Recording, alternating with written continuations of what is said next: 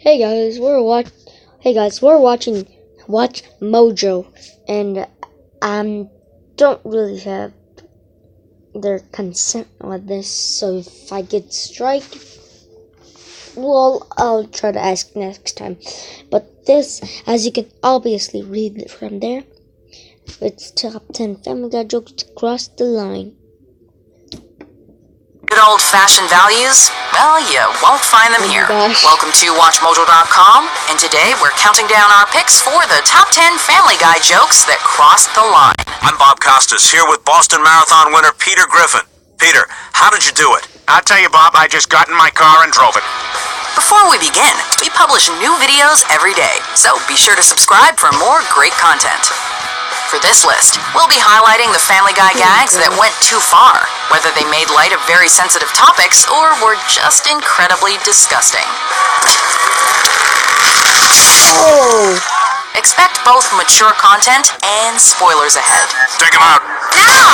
Check it out! It's a John F. Kennedy Pez dispenser! Number 10, Jesus' Visit. I'm actually glad you're all here tonight. I want to tell you that one of you will betray me. When Peter learns that Jesus Christ has returned to Earth and is keeping a low profile in Quahog, the great... Sorry, I just can't watch that. Let's do this. Patrick. This is Patrick!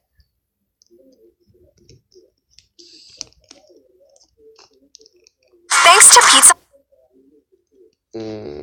The ads. All the ads. Oh, the ads, come on, why? This is not even sponsored by Pizza Hut. Oh, gosh. Hot $7.99 large pizza deal? It's never been easier to bring everyone to the table. Get an oven-hot large pizza with 2 of your favorite toppings for just $7.99. It's the best pizza delivery deal out there. Because no one out-pizzas the Hut. There's stupidity, and then there's Patrick. Welcome to Watchmojo.com, and today we're counting down our picks for the top 10 Patrick Star moments. Before we begin, we publish new videos every day, so be sure to subscribe for more great content. For this list, we'll be looking at the funniest and most iconic moments involving SpongeBob SquarePants' best friend. All right, Pinhead, your time is up.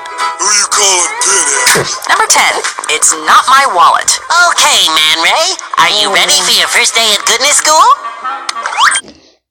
So basically what happened in this one, the episode was basically about Man Ray, I think his name was, trying to be good so he can lure the trap for some machine that could blow up the bikini bottom. I haven't watched this episode in a long time, but as you can guess, well, no spoilers, okay?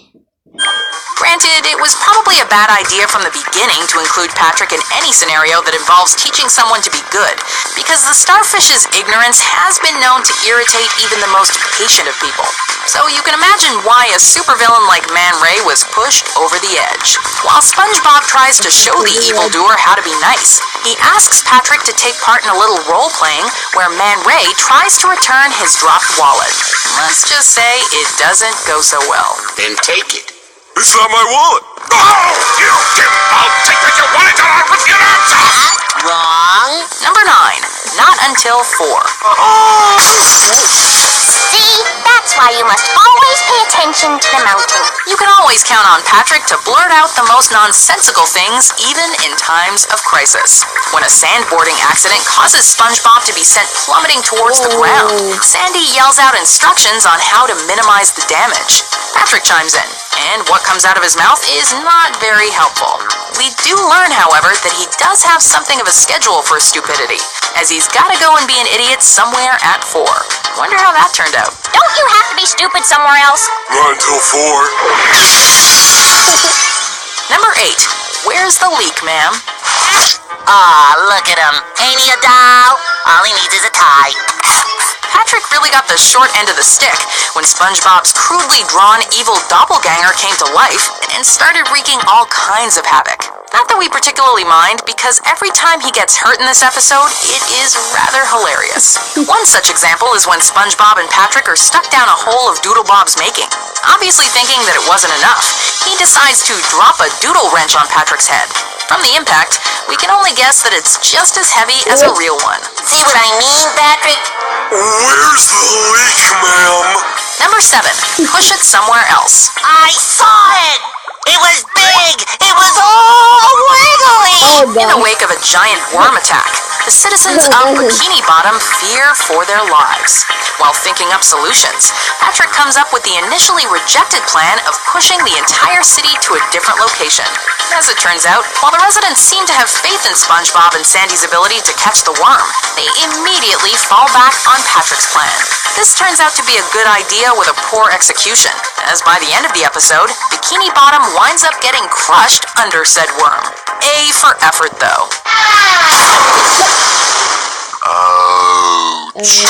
Number 6, Wumbo. I'd like to speak to Mercy. Is Wumbo even a word? Patrick seems to think so. After accidentally shrinking Squidward with Mermaid Man's stolen utility belt, SpongeBob seeks Patrick's advice on how to fix the problem. His solution is turning the M insignia upside down into a W, essentially turning it from Mini to Wumbo. In fact, Patrick seems to be an expert on the subject, but with his excessive knowledge in Wumbology.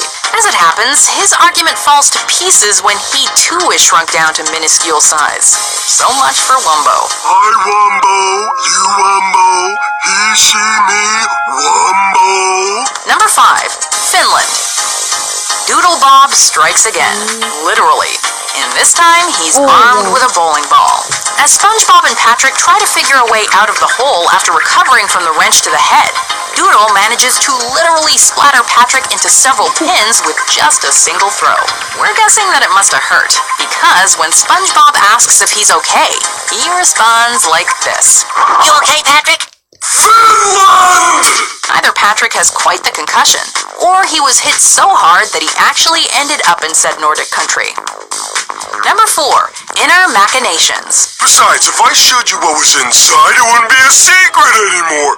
Duh! Patrick, and his antics surrounding the mysterious box that seemed to cause him an endless amount of joy, made for one of the funniest episodes of the series. Mainly due to both SpongeBob and the audience's growing desire to see what exactly he was hiding in there.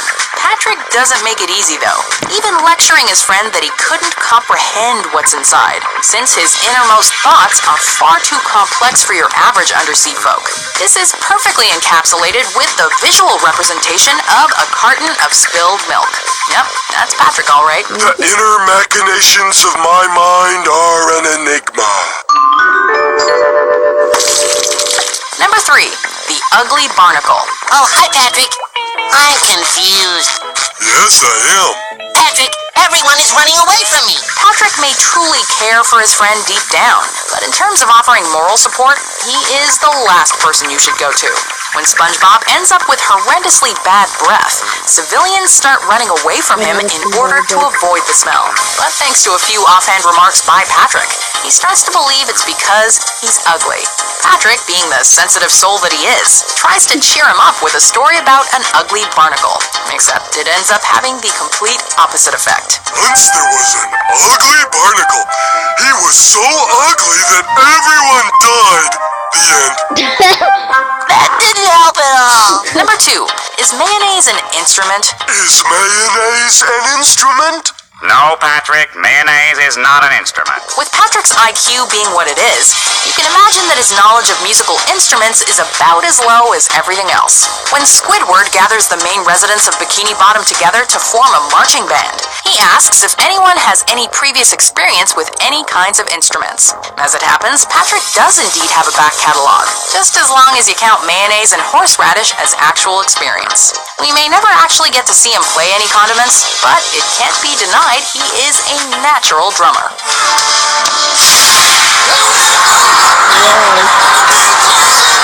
Before we unveil our number 1 pick, here are some honorable mentions. Wait, SpongeBob! We're not cavemen! We have technology! Can you take hats in a dignified and sophisticated manner? This was honest. Just thought it was extremely funny.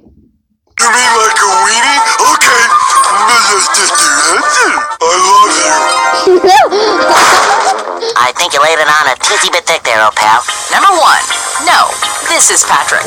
Is this the Krusty Krab? No, this is Patrick. Not since Leonidas' signature war cry has a phrase been uttered with so much conviction that it resonates within the hearts of warriors everywhere. This is Sparta! Though in this case, it's because it's just plain funny. Taken on board as a staff member at the Krusty Krab, Patrick tries his hand working the phone. However, as customers call in and ask if they're indeed calling the right establishment, Patrick gives what can only be considered a legendary response. If you didn't know his name before, you will after this. Is this the Krusty Krab? No! This is Patrick! Do you agree with our picks? Check out these other great clips from Watchmojo and subscribe for new videos. Okay, well that was it. Like it says, you want to subscribe to that. I mean, I don't think anybody's watching this, so. But yeah, goodbye.